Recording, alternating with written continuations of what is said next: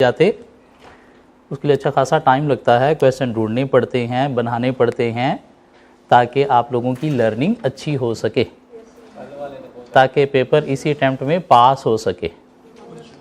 कल वाला टेस्ट अच्छा था।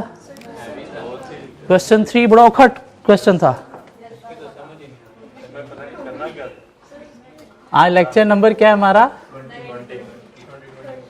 20 और हम पढ़ रहे थे कैफ 6। ऐसा तो शायद कुछ लोगों ने कैफ 6 पेपर भी दिया होगा। Yes sir. लेकिन अभी तक आप कैफ 6 में ही हो। Managerial and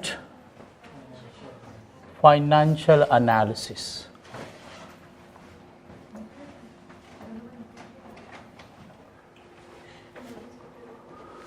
so internal analysis हम पढ़ चुके। क्या पढ़ा आपने इंटरनल एनालिसिस में? पोर्टर वैल्यू चेन और रिसोर्स मॉडल। एक्सटर्नल एनालिसिस में हमने कुछ चीज़ें पढ़ी। क्या पढ़ा? Pastel, porter 5 forces, life cycle model. और हमने कुछ टेक्नोलॉजिकल फैक्टर्स भी पढ़े, वो भी कहाँ से थे? एक्सटर्नल एनालिसिस से ही। इसके अलावा हमने पोजीशनिंग एनालिसिस भी पढ़ लिया, पोजीशनिंग एनालिसिस भी पढ़ लिया, स्वॉट। इसके अलावा हमने एथिक्स इन बिजनेस भी पढ़ लिया, और हमने एक टॉपिक पोर्टफोलियो मैनेजमेंट जो है वो भी कवर कर लिया, जो हमारी बुक में एक्सटर्नल एनालिसिस के चैप्टर में ही इंक्लूड किया गया है।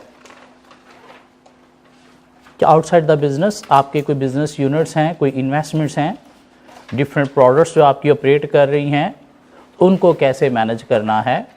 तो उसने कहा ये भी एक्सटर्नल एनालिसिस का ही पार्ट है। वैसे ये सेपरेट टॉपिक होना चाहिए पोर्टफोलियो मैनेजमेंट, लेकिन हमारी बुक ने एक्सटर्नल एनालिसिस में ही इंक्लूड कर दिया, तो वो भी हमने पढ़ लिया। और कुछ चीज़ हमने पढ़ी हो? और हमने आईटी की बातें की थोड़ी। बिजनेस में आईटी यूज़ होती है, लेकिन आईटी और आईएस होता क्या है? तो हमने क्लियरली डिफरेंशिएट कर लिया। आईटी आईएस दो डिफरेंट चीज़ें हैं। आईएस 3 तरह के होते हैं, स्ट्रेटेजिक, टेक्टिकल और ऑपरेशनल। हाँ, आगे हमने different categories of information system used in business पढ़ ली। TPS, DSS, MIS, EIS, expert system. इन सब को आपस में लिंक करने के लिए इंटीग्रेटेड आईटी सिस्टम। नहीं, लिंक करने वाले पंगे में नहीं हम पढ़ना चाहते, एक ही सब यूज करें, तो ईआरपी, एंटरप्राइज रिसोर्स प्लानिंग। और उसके बाद हमने ये कोई टेस्ट दिया। टेस्ट नंबर 2 हमारा एक्सटर्नल एनालिसिस था, इसके अंदर पोर्टफोलियो मैनेजमेंट था इसके अंदर, और एथिक्स इन बिजनेस था इसके अंदर। और कोई 3 क्वेश्चन से मिला के 29 मार्क्स का टेस्ट था, जो आप लोगों ने अटेम्प्ट कर दिया। अब देखेंगे जब रिजल्ट आएगा कि क्या हालात बनते हैं, लेकिन चलो थोड़ा ओवरव्यू लेते हैं, देखते हैं क्या क्या आंसर हो सकता था। क्वेश्चन नंबर 1 था फॉर 10 वेरी गुड मार्क्स। ये एक इजी क्वेश्चन था, सबसे इजीएस्ट क्वेश्चन यही था। क्यों? हमने इसकी कोई 3-4 क्वेश्चंस की प्रैक्टिस की हुई है, और वैसे भी 5 हेडिंग थे, तो हमें बातें करना आ गई थी, तो यहाँ पे भी हम कर सकते थे। हाँ, सिनेरियो थोड़ा बड़ा था, कोई बात नहीं, हमने इतने बड़े बड़े सिनेरियो से ही प्रैक्टिस की है, तो डिस्कस किया जा सकता था। क्या कहता है? 10 मार्क्स के लिए use Tucker's 5 question model to assess the decision to choose route A. और टक्कर मॉडल यूज होता है ऑप्शंस में से ऑप्शन चूज करने के लिए नहीं। एक ऑप्शन जो डिसाइड हो गई है, एक डिसीजन जो हो चुका है, उसको एनालाइज इवैल्यूएट करने के लिए कि ये ठीक है या नहीं है। This mean company route A choose कर चुकी है, डिसीजन ले चुकी है रूट ए का, तो हमने उसको टक्कर मॉडल के अकॉर्डिंगली असेस करना है।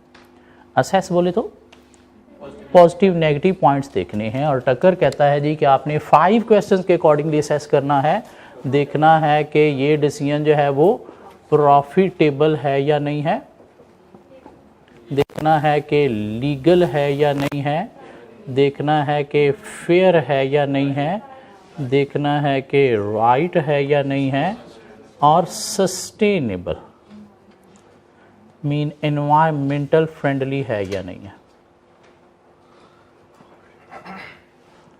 और पहली दो हेडिंग इजीली डिस्कस हो जाती हैं। फेयर और राइट में स्टूडेंट कंफ्यूज हो जाते हैं कि यहाँ पे बातें क्या करनी है। तो फेयर में स्टेक होल्डर्स, जितनी भी पार्टीज़ इन्वॉल्व हैं उनके पॉइंट ऑफ व्यू से देखना है, सब पार्टीज़ के लिए बेनिफिशियल है या नहीं है। और राइट, ह्यूमैनिटी, मोरालिटी, इंसानी हमदर्दी इसके अंदर है या नहीं है। Mean ethical point of view से इंसानी हमदर्दी इसमें है या नहीं है। और सस्टेनेबल, इन्वायरमेंटल फ्रेंडली, देखना है कोई इन्वायरमेंट, फिजिकल इन्वायरमेंट के अगेंस्ट कोई एक्ट तो नहीं है, या फिजिकल इन्वायरमेंट नहीं, सोशल सस्टेनेबिलिटी भी देखी जा सकती है कि सोसाइटी में इसकी वजह से कोई डिस्टर्बेंस तो नहीं आएगी। सो क्या है जी, railway development company RDC was considering 2 option for a new railway line connecting 2 towns. Route A involved cutting a channel through an area designed as being of special scientific importance because it was one of a very few suitable feeding grounds for a colony of endangered birds। Mean railway network उन्होंने बिछाना है और उसके लिए एक root A है जहाँ पे वो क्या कर सकते हैं, कोई एरिया जो है वो टारगेट कर सकते हैं, लेकिन वो एरिया जो है वो कोई एंडेंजर्ड बर्ड्स, मीन वहाँ पे कोई जो बर्ड्स एग्जिस्ट करते हैं उनकी फीडिंग का एरिया है। The birds were considered to be an important part of the local environment with some potential influences on local ecosystem।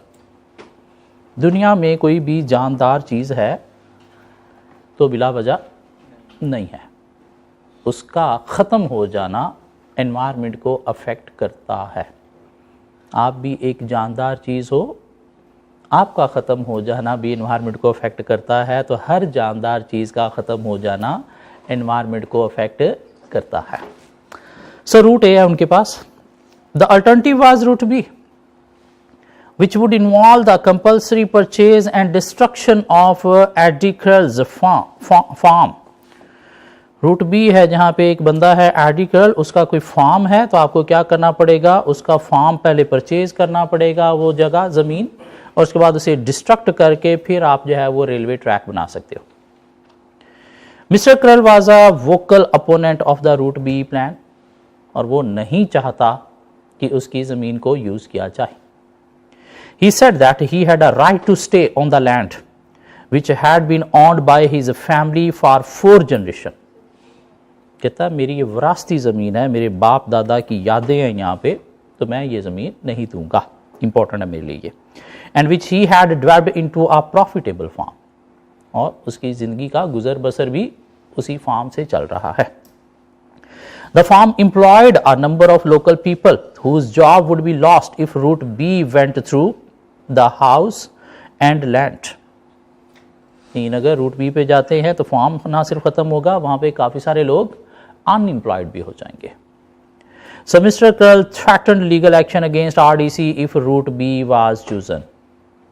कि मैं लीगल एक्शन लूँगा, आप ये हरकत नहीं कर सकते।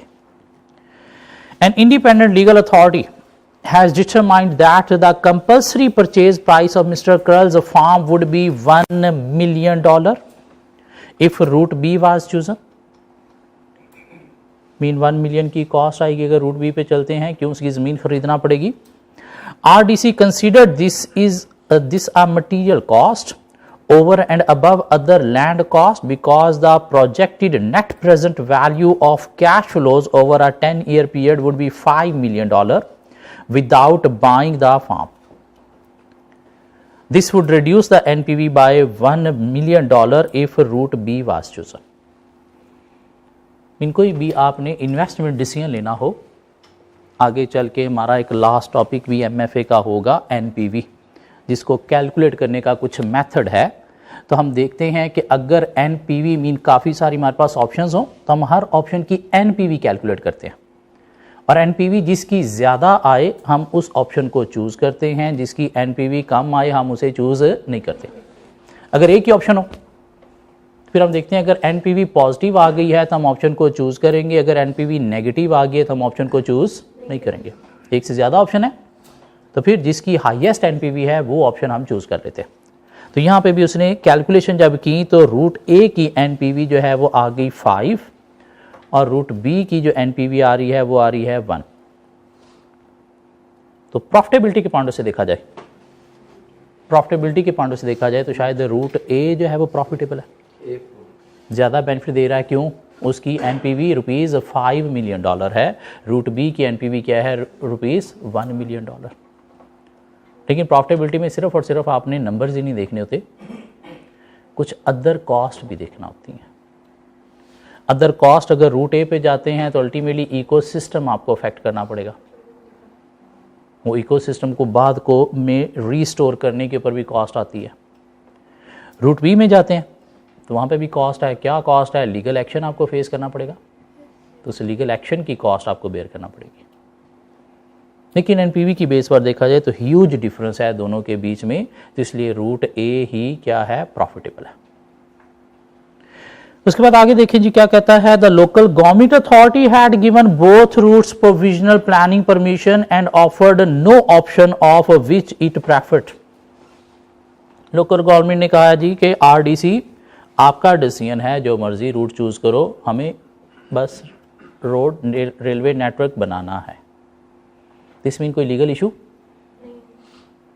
रूट ए में तो बिल्कुल भी नहीं है। हाँ, रूट बी में लीगल इशू फेस करना पड़ सकता है, किसकी तरफ से? एडी करल की तरफ से। क्यों? वो ऑलरेडी थ्रेटन भी कर चुका है कि मैं लीगल एक्शन लूंगा, तो रूट ए लीगल भी है। नेक्स्ट,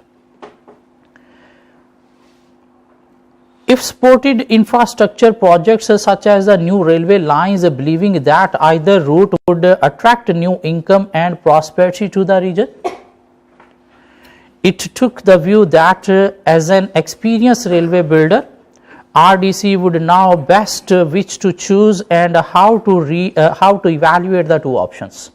कौन कह रहा है? गवर्नमेंट कह रही है कि हमें फ़ायदा मिलना है इस रेलवे नेटवर्क से, आरडीसी पे डिपेंड करता है, जिस मर्जी रूट को चूज कर ले, हम सपोर्टिव हैं। Because it was very keen to attract the investment, it left the decision entirely to RDC, and RDC selected route A as the route to build the new line. A local government environmental pressure group, Save the Birds, was outraged at the decision to choose route A. गमो गुस्सा में आ गए कि root ए environment को affect कर रहा है, ये क्यों चूज किया गया। It criticized RDC and also the local authority for ignoring the sustainability implication of the decision. और उसने क्लियर कर दी एक heading, It accused the company of profiting at the expense of environment and threatened to use direct action to disrupt the building of the line through the birds feeding ground if route A was ahead. इनको legal action का threat नहीं दिया, उन्होंने कहा जी कि हम क्या करेंगे, प्रोटेस्ट करेंगे इस चीज के अगेंस्ट, डायरेक्ट एक्शन लेंगे। सो प्रॉफिटेबिलिटी की हमने बात कर ली कि रूट ए की जो एनपीवी है वो है $5 मिलियन, रूट बी की एनपीवी है $1 मिलियन, तो रूट ए प्रॉफिटेबल है एनपीवी की ग्राउंड्स पर, मीन फाइनेंशियल ग्राउंड्स पर। लेकिन कुछ अदर फैक्टर्स भी देखने हैं। अदर फैक्टर्स में हमें क्या देखना है कि रूट ए में अगर हम जाते हैं तो हमें एक्शन जो है वो फेस करना पड़ेगा सेव द बर्ड की तरफ से, जिससे रेपुटेशनल कॉस्ट हमें बेयर करना पड़ सकती है। रूट बी में जाते हैं तो वहाँ पे लीगल एक्शन की कॉस्ट हमें जो है बेयर करना पड़ सकती है अगर एडी करल हमारे अगेंस्ट कोई लीगल एक्शन लेता है तो। इसलिए इस केस को डिफेंड करने के ऊपर भी आप भी कोई लॉयर रखोगे तो आपको कॉस्ट बेयर करना पड़ेगी। लीगल की बात करें तो गवर्नमेंट सपोर्टिव है दोनों रूट की तरफ से। हाँ, रूट ए में देखा जाए तो ऐसा कोई लीगल एक्शन में फेस नहीं करना पड़ेगा।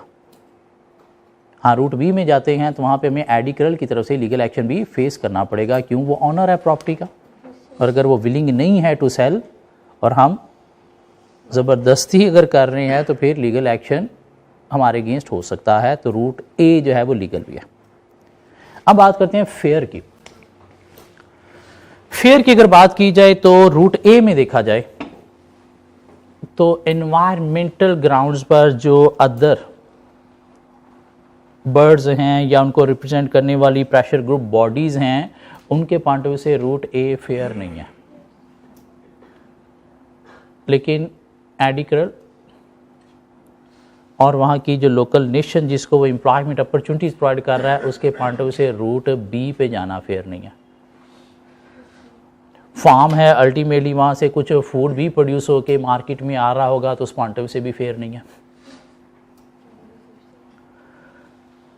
कंपनी के पॉइंट से देखा जाए, गवर्नमेंट के पॉइंट से देखा जाए, तो आइदर रूट फेयर हैं। क्यों? उससे क्या होगा, अल्टीमेटली इन्वेस्टमेंट अट्रैक्ट होगी, उससे एक्टिविटीज़ इकोनॉमिक जो है वो स्मूथली परफॉर्म होंगी, तो इसलिए रूट ए को ही चूज़ करना फेयर है rather than route B. Right, humanity, morality, route B पे अगर कंपनी जाती है तो उसमें उसकी इनहेरिटेड लैंड है, क्या ख्याल है, और हक है हर किसी के पास अपनी इनहेरिटेड जो भी प्रॉपर्टी है उसे प्रोटेक्ट करने का, तो रूट बी चूज़ करना राइट नहीं है। रूट बी पे जाती है कंपनी तो वहाँ के जो फार्म के एम्प्लॉयज़ हैं वो अनएम्प्लॉयड होते हैं, उनकी फैमिलीज अफेक्ट होती हैं, वहाँ का लोकल इकोनॉमिक सिस्टम जो है वो अफेक्ट होता है, तो उस पॉइंट ऑफ व्यू से भी रूट बी राइट नहीं है। हाँ, रूट ए को अगर देखा जाए तो ह्यूमैनिटी, मोरालिटी तो सेव होगी, लेकिन एनवायरनमेंट के थोड़ा सा अगेंस्ट है। इन हमने नहीं कहा कि राइट है, ये गोल मोल करती बात। सस्टेनेबिलिटी की बात की जाए तो रूट ए जो है वो एनवायरमेंटल ग्राउंड्स पर सस्टेनेबल नहीं है। क्यों? नेचुरल इकोसिस्टम इससे अफेक्ट होगा। लेकिन रूट बी को देखा जाए तो सोशल ग्राउंड्स पर वो सस्टेनेबल नहीं है। सोशल ग्राउंड्स पर वो सस्टेनेबल नहीं है। क्यों? सोशल ग्राउंड्स पर क्या, एक तो उसकी इनहेरिटेड लैंड हम छीन रहे हैं, और दूसरा वहाँ के लोगों को अनएम्प्लॉयड कर रहे हैं, और अनएम्प्लॉयड करने से वहाँ का सिस्टम लोकल अफेक्ट होगा। लेकिन दोनों रूट को देखा जाए, आइदर ए है या बी है, किस लिए है? इकोनॉमिक ग्राउंड पर, मीन इकोनॉमिक सस्टेनेबिलिटी इसमें है, चाहे रूट ए है चाहे रूट बी है। हाँ, रूट ए में एनवायरमेंटल सस्टेनेबिलिटी नहीं है, और रूट बी में सोशल सस्टेनेबिलिटी। सस्टेनेबिलिटी का मतलब क्या है? Long term survival. तो इन्वायरमेंट का long term survival root A choose करने में नहीं है। सोशल लॉन्ग टर्म सर्वाइवल, क्यों लोग अनएम्प्लॉयड हो जाएंगे, रूट बी में नहीं है। हाँ, जो कंपनी करने जा रही है, रेलवे ट्रैक बनाने जा रही है, तो इकोनॉमिक सस्टेनेबिलिटी इसमें है। असेस, पॉजिटिव नेगेटिव हर तरह की हमने बातें कर दी। 10 नंबर थे मेरे ख्याल से। पास करने के लिए हमें 7 नंबर चाहिए। पास करने के लिए 7 नंबर चाहिए अभी, तो लिए जा सकते हैं। क्वेश्चन नंबर 2 था फॉर 7 मार्क्स। सर, इसमें जो थर्ड वाला पैराग्राफ है, फेयर। सर इसमें एनपीवी का जिसमें जिक्र है, तो जब मैंने इसे रीड आउट किया था तो मेरी अंडरस्टैंडिंग के अकॉर्डिंग इसका ये मीनिंग था कि हमारा जो प्रोजेक्ट है ना, उसकी ओवरऑल एनपीवी जो है वो $5 मिलियन आ रही है। लेकिन अगर हम लोग ये बी वाली रूट को चूज़ करते हैं तो इसकी वजह से हमारी एनपीवी कम हो जाती है। दैट्स वाई ये एडवांटेजेस नहीं है। तो यहाँ पे आपने कहा कि $5 मिलियन, उसने ये नहीं कहा कि this will reduce the total NPV by $1 million. अगर ये होता ना कि टोटल एनपीवी बाय $1 मिलियन, तो फिर हम कहते हैं कि रूट बी पे जाने से 1 मिलियन कम होगी, पीछे 4 मिलियन रह गई। उसने कहा अगर रूट ए पे आप जाते हो बी पे, तो एनपीवी रिड्यूस हो के 1 मिलियन रह जाएगी। ठीक है, $5 मिलियन मतलब रूट 1 पे अगर आप जाते हो तो रूट 1 पे जाने की सारी कॉस्ट, सारे बेनिफिट, उसके ऊपर डिस्काउंट फैक्टर अप्लाई करके एनपीवी निकाली। ठीक है, एनपीवी कैसे निकलती है? जितनी भी उस ऑप्शन की कॉस्ट हैं, जितने भी उसके बेनिफिट्स हैं, वो सारे आपस में कैलकुलेट करके उसके ऊपर फिर एक डिस्काउंट फैक्टर अप्लाई किया जाता है। उसके बाद उसकी एनपीवी आती है। तो ये रूट ए की एनपीवी आ गई $5 मिलियन। लेकिन वो तो फार्म का नाम दे रहे हैं ना। पढ़ते हैं पैराग्राफ द्वारा, पढ़ते हैं क्या कहता है।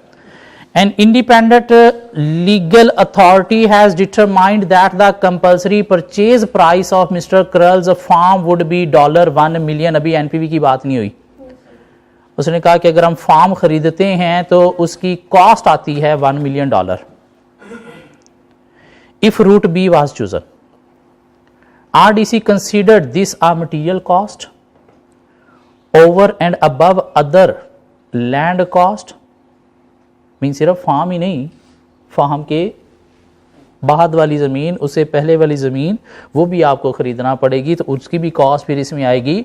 Because the project net present value of cash flow over a 10-year period would be $5 million without buying the farm. Mean अगर फार्म हम बाय नहीं करते तो, ठीक हो गया। This would reduce the NPV by $1 million if route B was chosen.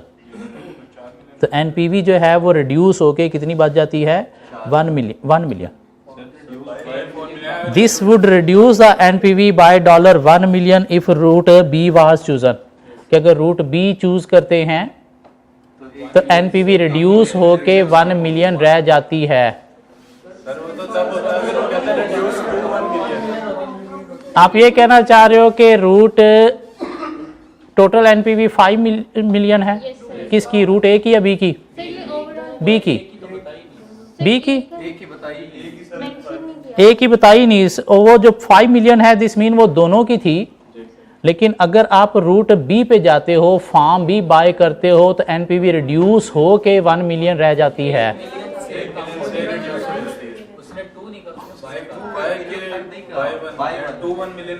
क्या उसने ये कहा this will reduce the total NPV by 1 million?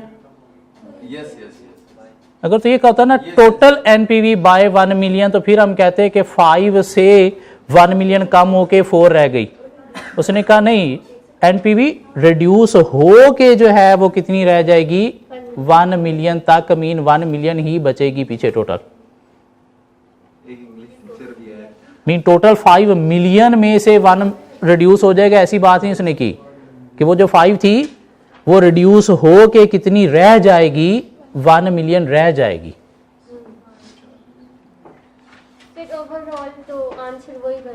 चले आप एनपीवी की कैलकुलेशन को छोड़ के प्रॉफिटेबिलिटी देखें तो क्या प्रॉफिटेबल रूट यही बनता है? वो जस्टिफाई कर सकते हो? चले 4-1 पे आप जस्टिफाई कर दो, वो भी एक्सेप्टेबल है। 4-1 पे जस्टिफाई कर दो, वो भी एक्सेप्टेबल है। लेकिन मेनली इसमें जो है वो दोनों रूट की 5 million एनपीवी निकली। और अगर आप रूट बी पे जाते हो, क्यों उसमें फार्म भी लेना है, तो फार्म लेने से क्या होता है? एनपीवी 1 million पे आ जाती है। क्यों? उसमें फार्म की कॉस्ट बहुत ज़्यादा इंक्लूड होती है, और जब वो कॉस्ट आती है तो आपके बेनिफिट को क्या करती है?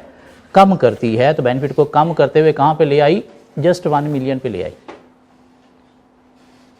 सो रूट ए प्रॉफिटेबल है, ये बात ठीक है। लेकिन सिर्फ हमने प्रॉफिटेबिलिटी में कॉस्ट, यही बात फाइनेंशियल ग्राउंड्स पर ही नहीं करनी, अदर कॉस्ट की बात भी करनी है। ठीक हो गया? चलें क्वेश्चन 2 में। क्वेश्चन 2 क्या कहता है? Analyse using the American Accounting Association model. AAA के अकॉर्डिंगली आपने एनालाइज करना है क्या? The decision of whether to accept Mister Sims offer. कि मिस्टर सिम की कोई ऑफर है, उसे हमने एनालाइज करना है AAA के अकॉर्डिंगली कि कंपनी को चूज करनी चाहिए या नहीं करनी चाहिए। दिस मीन 2 ऑप्शन है। कैसे एनालाइज करना है? हमने नंबर 1 क्या देखना होता है? What are the facts. Facts mean मसला क्या है। नंबर 2 में हमने क्या देखना होता है? Ethical issues involve. Ethical issues involve में हमने क्या चीज़ों को माइंड में रख के देखना है? वो जो 5 कोड्स ऑफ एथिक्स थे, integrity, objectivity, professional competence and due care, confidentiality and professional behaviour. उसके बाद हमने नंबर 3 में क्या देखना है? What are the norms, principles and values. और इसमें हमने क्या देखना है? इंडिपेंडेंस देखनी है कि कहीं इफेक्ट तो नहीं हो रही, ट्रांसपेरेंसी देखनी है अगर रिलेट हो सकती है, गवर्नेंस देखनी है, मीन हमारे रूल्स क्या कहते हैं। इसमें लॉज को भी देखा जा सकता है कि लॉज क्या कहते हैं, और फिर हमने कोई इंटेग्रिटी, ऑब्जेक्टिविटी, एथिकल इशू भी साथ ही देख लेना है। नॉर्म्स, रीत रिवाज, प्रिंसिपल्स, रूल्स और वैल्यूज़ हमारी बिलीव्स।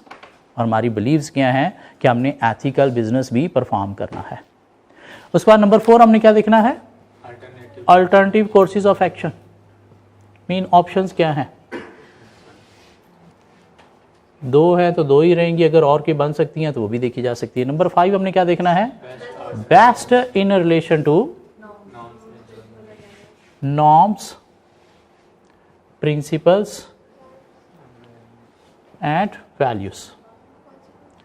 और नंबर 6 हमने क्या देखना है, जितनी भी ऑप्शन हमने यहाँ पे निकाली हैं उनके कंसीक्वेंसीज, और वो कंसीक्वेंसीज डिटेल में तब सामने आएंगे जब हम उनको नाम्स, प्रिंसिपल, वैल्यूज के साथ रिलेट कर चुके होंगे, उनके प्रॉन्स कॉन्स यहाँ पे देख चुके होंगे, तो फिर जाके कंसीक्वेंसीज ज़्यादा क्लियरली सामने आएंगे।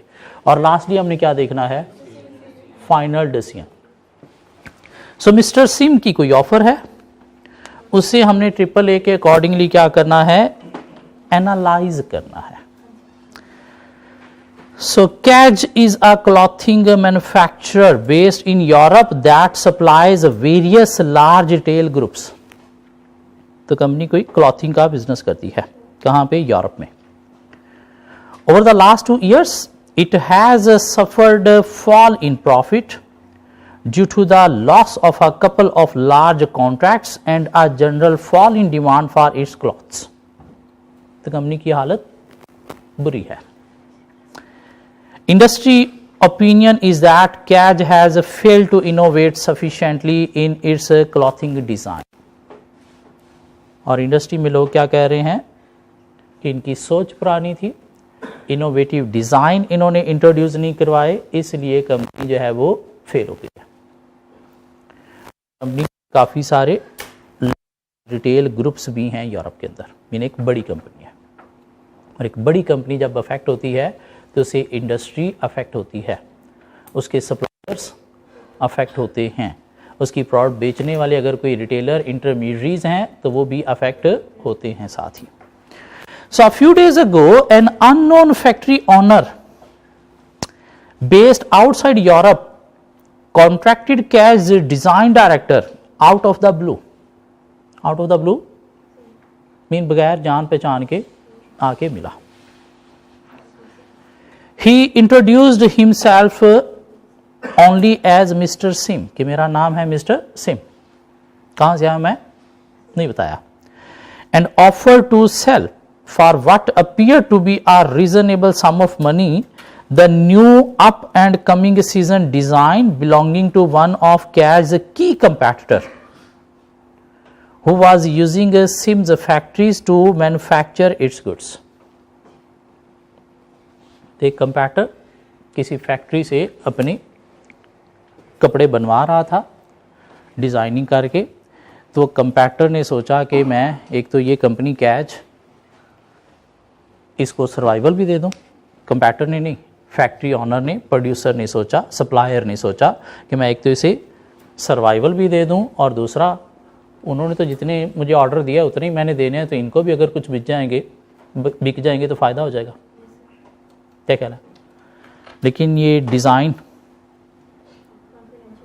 एक बिज़नेस का है तो समटाइम उसके पास इस चीज़ के कॉपी राइट्स भी होते हैं कि दूसरा बिज़नेस इस डिज़ाइन की प्रोडक्ट सेल नहीं कर सकता। आज से कोई 5 से 7 साल पहले सैमसंग ने एप्पल आईफोन की सिर्फ शेप का फ़ोन जो है वो मार्केट में इंट्रोड्यूस करवाया था, फीचर नहीं, सिर्फ शेप वैसी फ़ोन की बना दी। एप्पल ने सैमसंग को $1 बिलियन के लिए सू कर दिया। क्यों? ये जो एप्पल आईफोन की शेप है इसके भी कॉपीराइट्स हमारे पास हैं। क्यों? ये डिज़ाइन का पार्ट है। और सैमसंग को कोर्ट केस के थ्रू एप्पल के $1 बिलियन पे करना पड़े थे।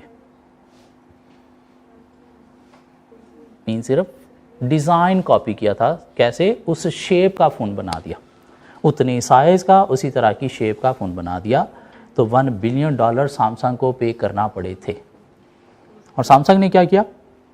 $1 बिलियन के कॉइन इकट्ठे किए, पूरे अमेरिका से $1 बिलियन के कॉइन इकट्ठे किए, ट्रकों पे लोड किए और एप्पल के हेड ऑफिस में पहुंचा दिए, ले आपका फ़ाइन है। मैंने तरह की उनकी बेइज्जती की कि हम जिस इंडस्ट्री में ऑपरेट करते हैं यहाँ पे डिज़ाइन क्या, यहाँ पे तो फीचर्स कॉपी होते रहते हैं। एक दफ़ा आपने कोई फ़ीचर निकाला, अगले दिन हमारे फ़ोन में होता है, हमने कोई निकाला वो आपके फ़ोन में होता है, और आपने सिर्फ एक शेप पे हमें जो है इतना फ़ाइन कर दिया, वो भी सिर्फ $1 बिलियन। मतलब बस इतनी औकात है आपकी, ये लें आपका $1 बिलियन। क्यों? मोड ऑफ पेमेंट कैसे पे करना है वो डिफ़ाइन नहीं था और कॉइन में पे किया जा सकता था। सो यहां पे क्या हुआ, कंपैटिटर के कुछ डिजाइन एक सप्लायर बना रहा है और उसने आपको कहा कि आप मुझसे जो है वो ही कपड़े ले लो और आप मार्केट में उससे पहले लॉन्च करके अपनी पोजीशन को स्ट्रांग बना लो। चलें जी देखते हैं।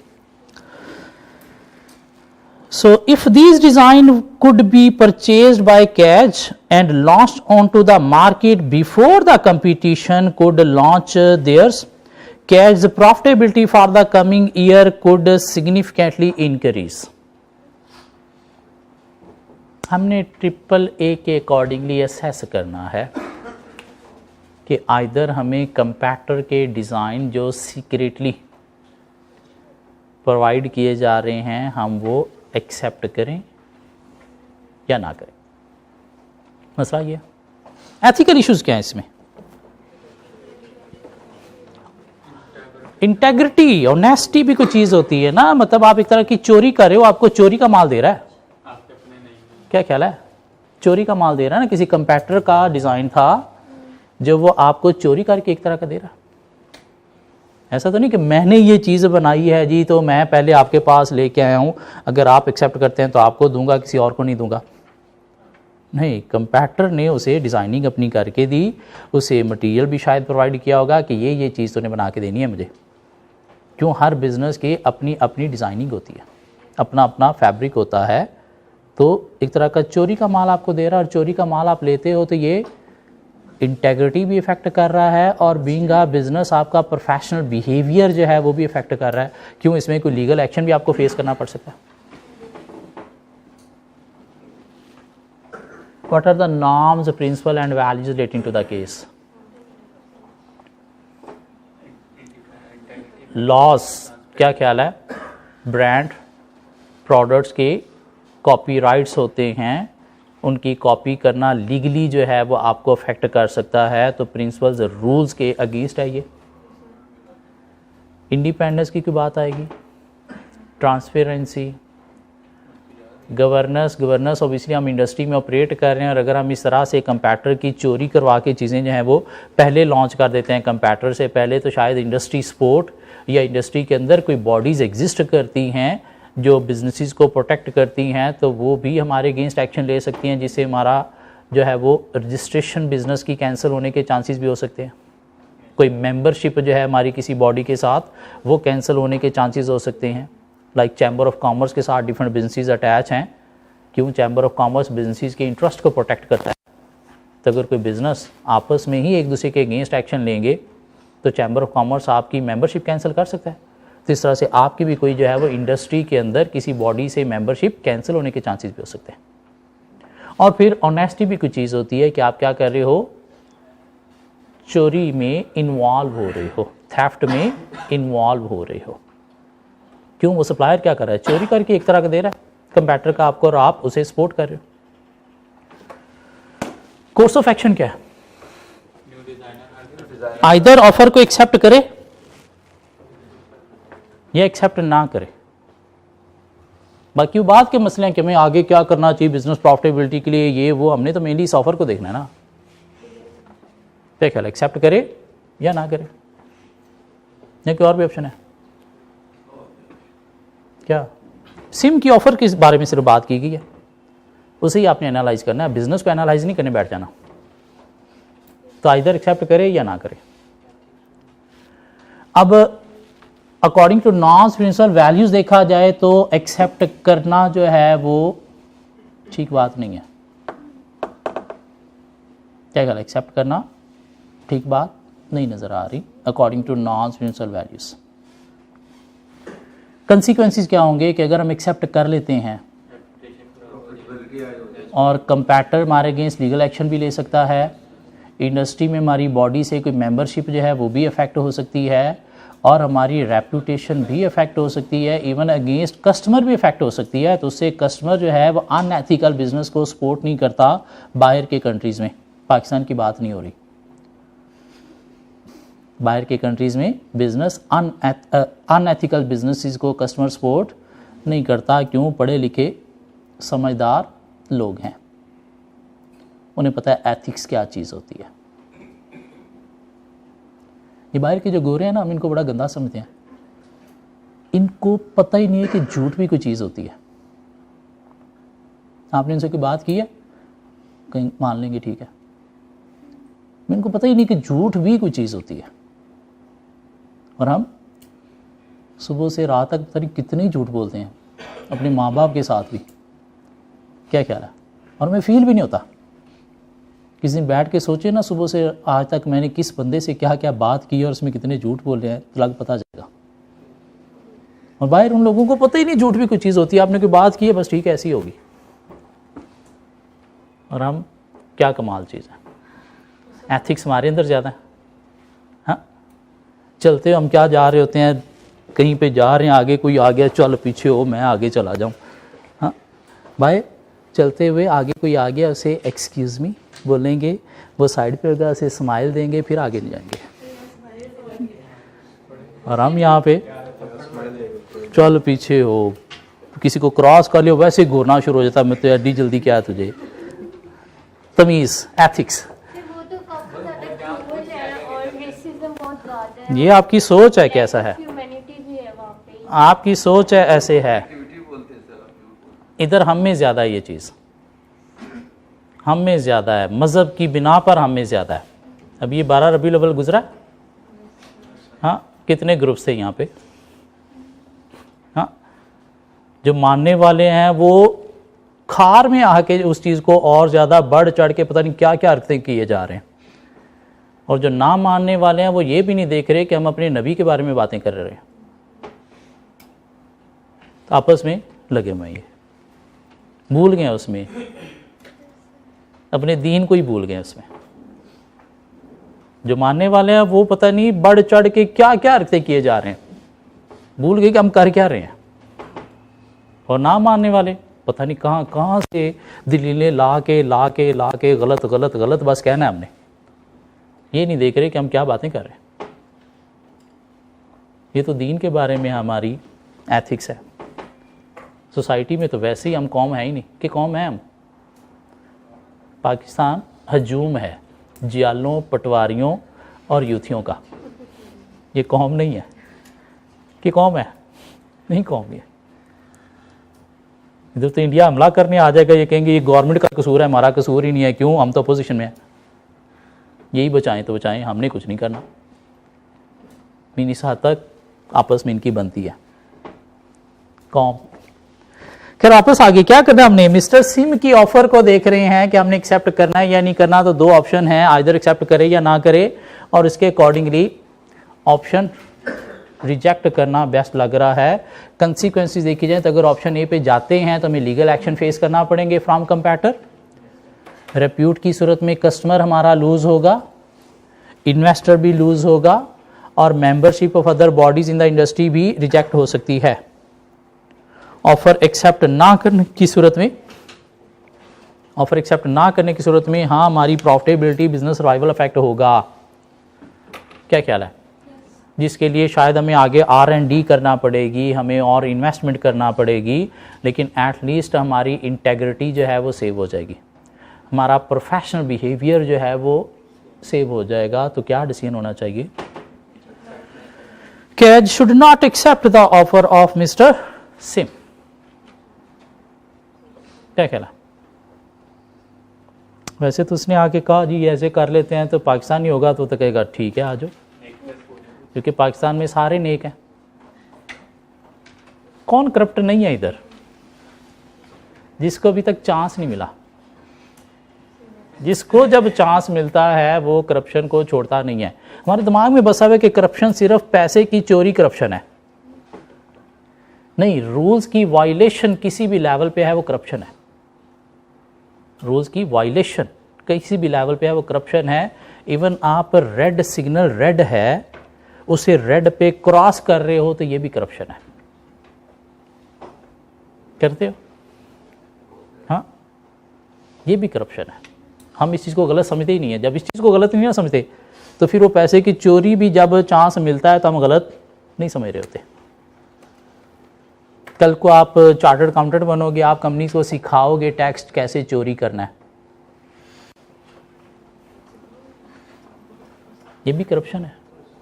क्यों? वो जो टैक्स चोरी किया वो किसकी प्रॉपर्टी थी? गवर्नमेंट की। और इस्लाम गवर्नमेंट का निज़ाम देता है ना कि रियासत को चलाने के लिए कोई सरबराह होगा ना, तो उसने रियासत को कैसे चलाना है, खर्चे कहाँ से करने हैं? टैक्स चार्ज करके ही ना। तो अगर आप टैक्स चोरी करने के लिए क्लाइंट को सिखा रहे हो, अपने सेठ को सिखा रहे हो, या टैक्स चोरी में आप हेल्प कर रहे हो, तो आप भी करप्शन कर रहे हो। तो कौन करप्ट नहीं है? जिसको अभी तक चांस नहीं मिला, कल को आपको चांस मिलेगा, आप पर्चियाँ उड़ा के रख दोगे। ये करप्शन क्या है भूल जाओगे आप ही। आप नए स्टैंडर्ड करप्शन के जो सेट करोगे। सर हम लोग तो टैक्स एडवाइजर्स होंगे ना आगे। बाहर के मुल्कों में ना ये फाइनेंशियल करप्शन क्या होती है, उसमें पाकिस्तान की एग्जांपल्स दी जाती हैं। पाकिस्तान का एक प्रेसिडेंट, उसने इस तरह से करप्शन की, कैसे एक फलूदे वाले का बैंक अकाउंट खुलवाया, उसे पता भी नहीं है मेरा बैंक में अकाउंट है, और उसके अकाउंट में अरबों रुपए पड़े हैं। कैसे एक बैंकर के साथ मिलके, बैंकर ने कहा बस तो मुझे किसी का आईडी कार्ड दे दे, बल्कि सर आपको ज़रूरत ही नहीं है, मैं खुद ही कर लूँगा। आईडी कार्ड उसका लिया, उसका बैंक में बैंकर ने खुद ही अकाउंट खोला, उस बंदे को पता भी नहीं है, और पैसे उसी के अकाउंट में करप्शन के आ रहे हैं। जब चाहिए तो बैंकर नहीं देने, वो दे भी देगा। है ना करप्शन के लेवल यहाँ पे। एक बंदे का अकाउंट है, उसमें पैसे पड़े, उसे पता ही नहीं है कि मेरा अकाउंट भी है। क्वेश्चन नंबर 3 वापस आ जाए। इमोशनल नहीं होना, क्या हो गया, ये पाकिस्तान है, यहाँ पे ऐसे ही रहना सारी जिंदगी। आप लोग बड़े होके इसे इम्प्रूव करोगे इंशाल्लाह। जब चांस मिलेगा तो हम बताएंगे। हाँ, चांस मिलने तो दो। सो क्वेश्चन नंबर 3 एक थोड़ा औखा क्वेश्चन था शायद। रिक्वायरमेंट ए वो कहता है discuss the principal factors in the external environment that would influence FTL's strategic choice. क्या करना आपने? एक्सटर्नल फैक्टर्स डिस्कस करने। एक्सटर्नल फैक्टर्स में पैस्टल फैक्टर्स भी हैं, एक्सटर्नल फैक्टर्स में पोर्टल 5 फोर्सेस फैक्टर्स भी हैं। क्या ख्याल है? एक्सटर्नल एनालिसिस से एक्सटर्नल फैक्टर पता चलेंगे ना। एक्सटर्नल एनालिसिस कैसे होता है? सिर्फ पैस्टल से नहीं, दोनों होते हैं ना। 5 फोर्सेस भी, पैस्टल भी, तो 5 फोर्सेस और पैस्टल फैक्टर्स यहाँ से आइडेंटिफाई कर लो। दोनों बताने हैं, जो जो मिलेंगे बता दो। हो सकता है पेस्टल 6 के 6 पूरे ना मिल रहे हो सकता है पोर्टर 5 फोर्सेस भी 5 की 5 ना मिल रही हो। तो 6 पॉइंट आपने बनाने हैं पेस्टल 5 फोर्सेस को कंबाइन करके। पेस्टल का जो मिले उसकी हेडिंग दे के लिख दो, 5 फोर्सेस का जो मिले उसकी हेडिंग दे के लिख दो। हाँ, सो फायरब्रिज Tyre Limited FTL is a wholly owned UK subsidiary of GTC of the USA. So FTL UK का बिजनेस है जो सब्सिडरी है किसकी? GTC USA के एक बिजनेस की। और दोनों टायर लिखा है, दिस मीन को टायर बनाने वाली बेचने वाली कंपनीज हैं। FTL manufactures and sell tires under a number of different brand names. Fire Speed offering a high product quality at a price which offer good value for money. Freeway, a cheap brand, effectively a standard tire. And tough load for lorries and commercial vehicles. Mean हर तरह के customer को उन्होंने target किया हुआ है, चाहे कोई महंगा कस्टमर है, चाहे कोई सस्ता कस्टमर है, चाहे कार को छोड़ के कोई लॉरीज ट्रक्स वाला कस्टमर है तो वो भी टारगेट किया हुआ है। FTL has good relationship with car firms and distributors. GTC is rather less focused.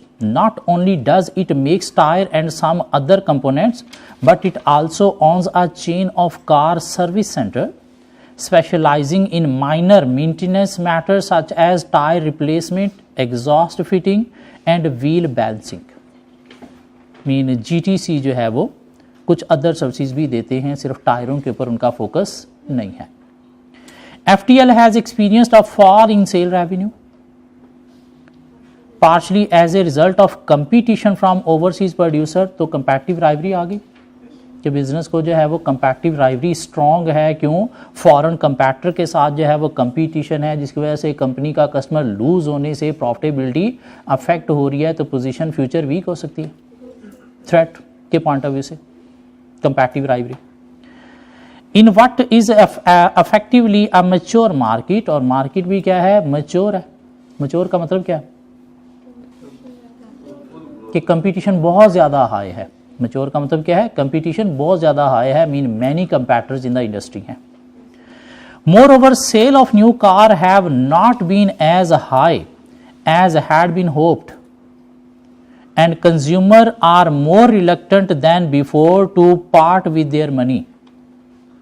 Mean लोग पैसा खर्चना नहीं चाहते। क्यों? शायद लोगों के इनकम कम हो गई है, जिस वजह से कारों की डिमांड भी कम हो गई है। कारों की डिमांड कम हुई है तो आपके टायर की डिमांड भी कम हो गई है। तो इसे हम सोशल फैक्टर भी कह सकते हैं कि सोसाइटी अब हमारे टाइप की नहीं रही। क्यों? लोगों की शायद इनकम कम है। इनकम कम है तो अल्टीमेटली कार और टायर्स की डिमांड जो है वो कम हो गई है। सोसाइटी हमारे टाइप की नहीं रही। थ्रेट है यहाँ पे भी। क्या ख्याल है? लोग क्यों नहीं इनकम को पार्ट कर रहे? शायद उनकी इनकम कम हो गई है ड्यू टू इकोनॉमिक डाउनटर्न। तो इकोनॉमिक फैक्टर भी साथ रिलेट किया जा सकता है। सभी तक तीन बातें हमें पता चली, कंपैटिटिव राइवरी, सोशल फैक्टर और economic factor.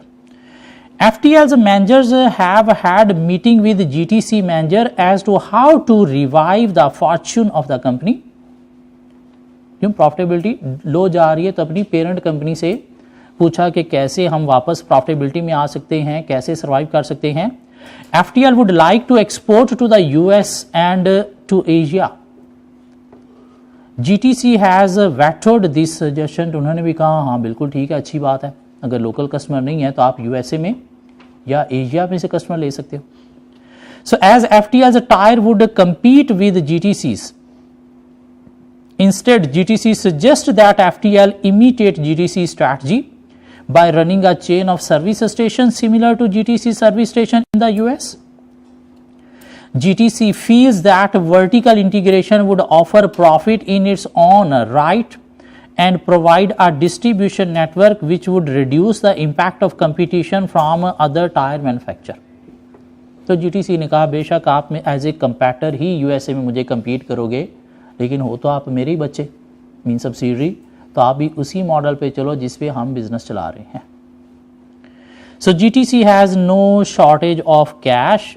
You are a strategic consultant to FTL। तो आप FTL के स्ट्रेटेजिक कंसल्टेंट हो।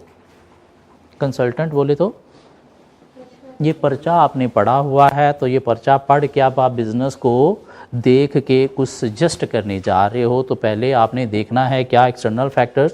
तो एक कंपैटिटिव राइवरी का हमें पॉइंट मिल गया कि कंपटीशन जो है वो फॉरेन की वजह से इंक्रीज़ हो गया है। मार्केट जो है वो भी क्या हो गई है?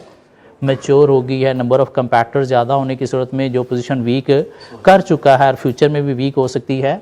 एक हमें जो है वो सोशल फैक्टर मिल गया कि सोसाइटी में लोग जो है वो अब प्रेफर नहीं कर रहे कार्स बाय करने को, जिसकी वजह से सोसाइटी हमारे टाइप की नहीं रही, तो टायर की सेल कम होने से बिजनेस पोजीशन वीक हो सकती है। एक इकोनॉमिक फैक्टर है कि लोग जो है वो पार्ट नहीं कर रहे अपनी इनकम को, मीन शायद सेविंग नहीं हो रही, इसलिए जो है वो कार की डिमांड कम है। हमने करनी है 6 बातें। उसने कहा कि कंपनी जो है वो टायर बना के सेल करती है। अब आ जाए अगर हम कहाँ पे, थ्रेट ऑफ न्यू एंट्रेंट्स एक हेड था, हाई है लो है? थ्रेट ऑफ न्यू एंट्रेंट्स एक थ्रेट था, लो है। क्यों? Due to barrier to entry. क्या ख्याल है? थ्रेट ऑफ न्यू एंट्रेंट्स क्या है? लो है due to barrier to entry. Barrier to entry क्या है? एक तो मार्केट मैच्योर हो चुकी है, और दूसरा बैरियर टू एंट्री क्या है कि आप एक बहुत बड़ा बिजनेस हो, USA की आप सब्सिडरी भी हो, तो शायद इकॉनमीज ऑफ स्केल मीट करने की बेस पर भी थ्रेट ऑफ न्यू एंट्रेंट्स क्या है? लो है। फिर थ्रेट ऑफ सब्सिट्यूट की बात करें तो ऐसा कोई बात यहाँ पे नजर नहीं आई। Bargaining power of supplier, supplier आप खुद ही हो। क्या ख्याल है? बार्गेनिंग पावर ऑफ कस्टमर, तो कस्टमर बार्गेनिंग पावर क्या है यहाँ पे? हाई है। क्यों हाई है? क्योंकि मार्केट के अंदर जो है वो कार की डिमांड नहीं है और कस्टमर के पास शायद जो है वो पैसा भी, इनकम भी कम है, तो इस वजह से कस्टमर जो है बड़ा चूज़ करके जो है वो बाइंग की तरफ जाएगा, सिलेक्टिव होके जाएगा। और मैनी कंपैटर जब हैं, कस्टमर के पास ऑप्शंस भी ज़्यादा हैं और यहाँ पे आप हर तरह की प्रोडक्ट भी प्रोवाइड कर रहे हो, तो कस्टमर बार्गेनिंग पावर की भी बात की जा सकती है यहाँ पे। और बाकी हमने बात ऑलरेडी कर ली कंपैरेटिव राइवलरी की, तो ये 3 पॉइंट वहाँ से निकल आए। अब आगे पेस्टल में पॉलिटिकल फैक्टर,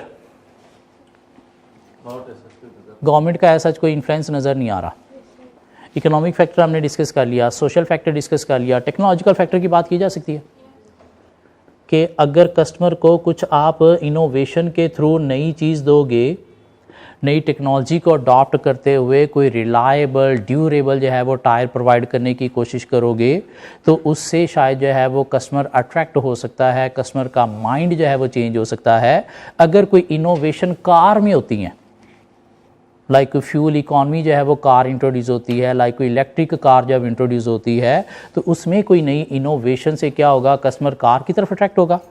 और जब कार की तरफ अट्रैक्ट होगा तो ऑटोमेटिकली टायर तो उसे चाहिए ही चाहिए। तो शायद इंडस्ट्री के अंदर कोई टेक्नोलॉजिकल इनोवेशंस नहीं हो रही, क्या कह रहे हैं, न्यू टेक्नोलॉजी नहीं आ रही किसमें, ट्रांसपोर्टेशन में, कार्स में, तो उसकी वजह से जो है वो हमारा बिजनेस भी फ्यूचर में अफेक्ट हो रहा है। हाँ, अगर नई इनोवेशन होती हैं तो हमारा ऑब्जेक्टिव मीट करने में हमें हेल्प मिल सकती है।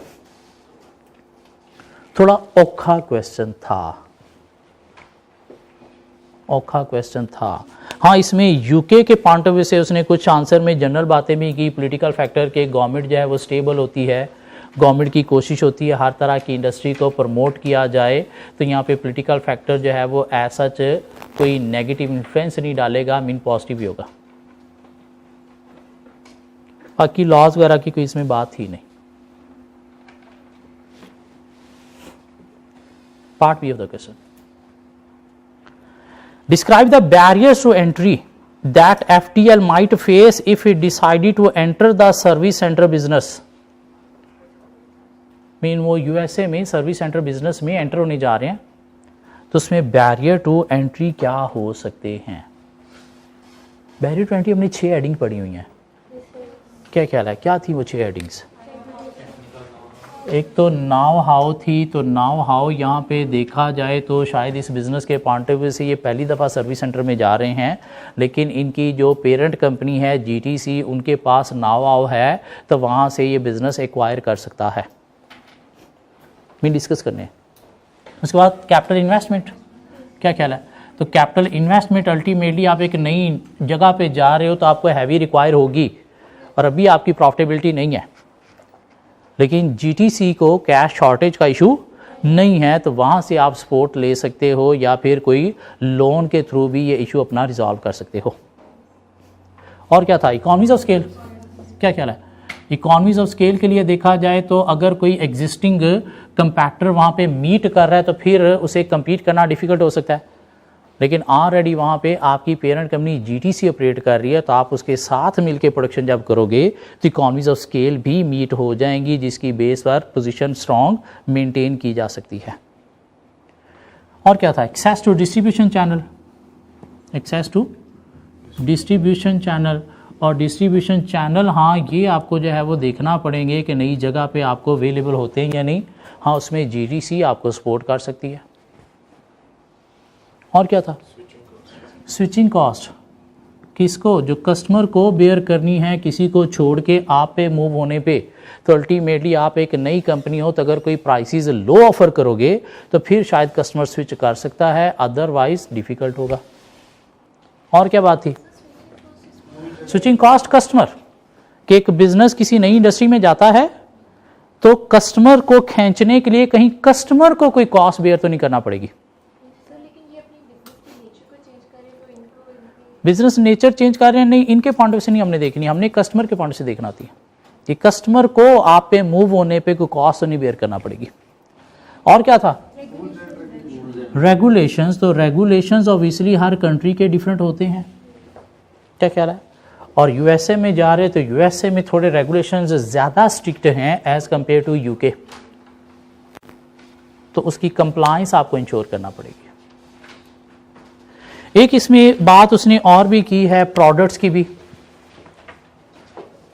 कि आप जो अभी टायर की प्रोडक्ट्स दे रहे हो उसमें आप वैरायटी प्रोवाइड कर रहे हो, हर तरह के कस्टमर को टारगेट कर रहे हो, सिर्फ कार्स ही नहीं, आप other commercial vehicle like trucks, lorries, इनके टायर्स भी बना रहे हो। तो इसकी बेस पर भी आप जो है वो मार्केट में पोजीशन स्ट्रॉन्ग मेंटेन कर सकते हो। Like competitor might be all type of tyre जो है वो प्रोड्यूस ना कर रहे हो। मेनली बैरियर टू एंट्री यहाँ पे 6 हेडिंग दे के बस उनके बारे में बात करनी थी कि ये उस नई इंडस्ट्री में जा रहे हैं तो इनको ये देखने हैं।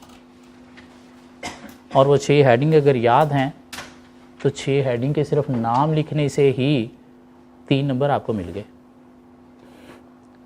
बाकी अंदर आधे आधे नंबर की बात हो जाएगी। कॉन्सेप्ट है तो हाँ, पार्ट ये थोड़ा औखा था।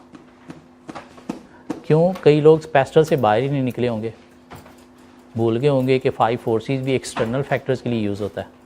उसे नहीं कहा एक्सटर्नल एनवायरमेंटल फैक्टर या मैक्रो एनवायरमेंटल फैक्टर आपने जो है वो देखने हैं।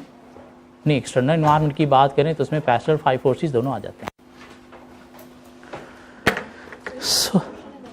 सोल्यूशन अवेलेबल है, मिल जाएगा भी आप लोगों को, ग्रुप में मिल जाएगा या फोटोकॉपियर पे मिल जाएगा।